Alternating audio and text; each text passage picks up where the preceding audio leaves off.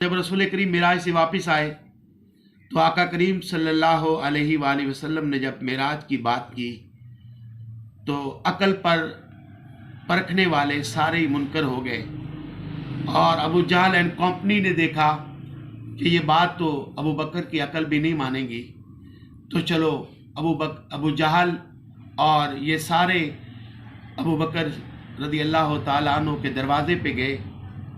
पैकरो तस्लीम और रज़ा जब बाहर तशरीफ़ लाए, पूछा अबू जहल क्या हुआ?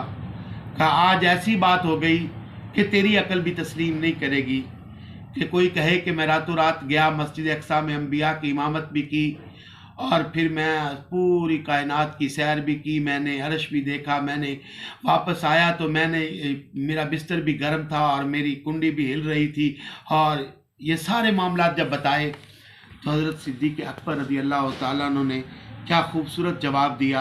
आप फरमाते हैं कि तुम्हें इश्क का पता ही नहीं, इश्क में कैसे और क्यों का लफ्ज़ ही नहीं होता। ये कैसे हो गया, ये क्यों हुआ, ये लफ्ज़ ही नहीं, अगर मेरे नबी ने कहा है तो मैं इसकी तस्दीक करता हूँ। यहाँ तक अबू बकर थे, आज वो सिद्दीक़ अकबर बन गए रज़ी अल्लाह ताला अन्हु।